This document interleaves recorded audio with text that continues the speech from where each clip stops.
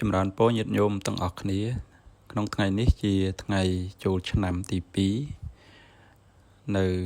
គ្រប់បណ្ដាវត្តអារាមទាំងអស់ទូទាំងព្រះរាជាណាចក្រកម្ពុជាបានប្រពធ្វើនៅពិធីបុណ្យចូលឆ្នាំថ្មីប្រពៃណីជាតិខ្មែរយើងហើយនៅក្នុងថ្ងៃទី2នេះជាប្រកដីប្រចាំឆ្នាំព្រះសង្ឃ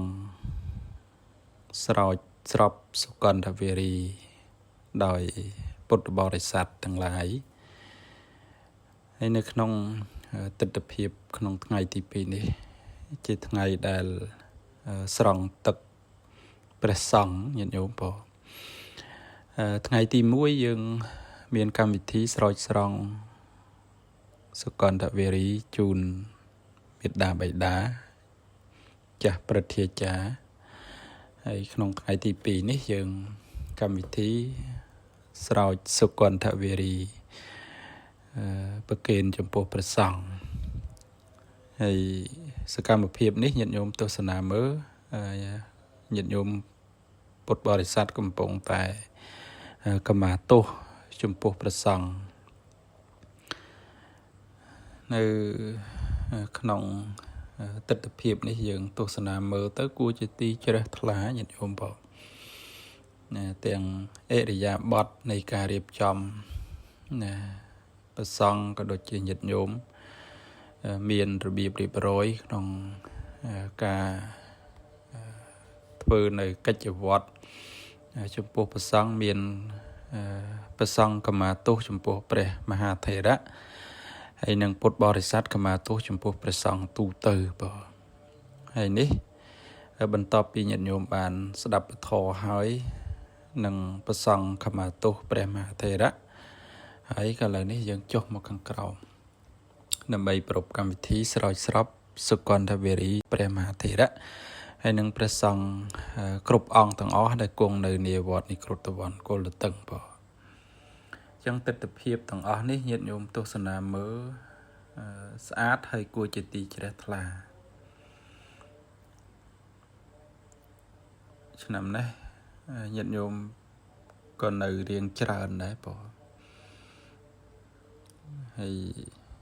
យើងឃើញតាមបណ្ដាខេត្ត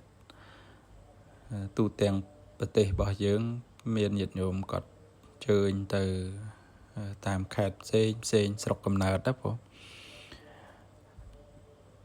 ហើយសូមជូនពរញាតិញោមបងប្អូនស្រីប្រុសទាំងអស់ធ្វើដំណើរទៅតាមបណ្ដាខេត្តសូមឲ្យបានមានសេចក្តីសុខសុវត្ថិភាព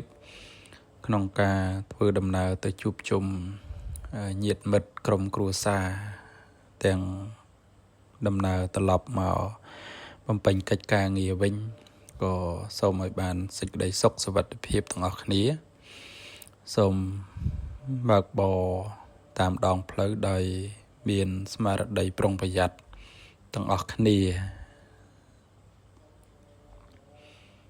ព្រោះអញ្ចឹងញាតិញោមទស្សនាមើលនៅវីដេអូនេះមើលទៅស្អាតណាស់ញាតិញោមបង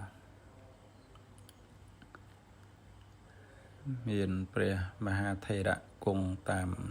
លំដាប់ភាសារបស់លោករហូតដល់អនុថេរចុងក្រោយបង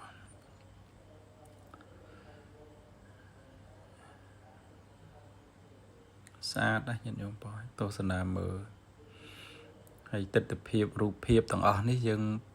មើលមិនតែក្នុងថ្ងៃហ្នឹងឆ្នាំហ្នឹងទេយើងទុកមើលរហូតទៅបងដើម្បី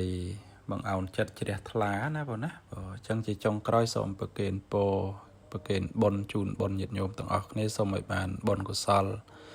មាននៅបញ្ញាជាបច្ច័យរួចផុតចាកទុក្ខគ្រប់ព្រះអង្គគ្រប់គ្នាក្នុងផុតកັບនេះណាញោមបងអនុមោទនា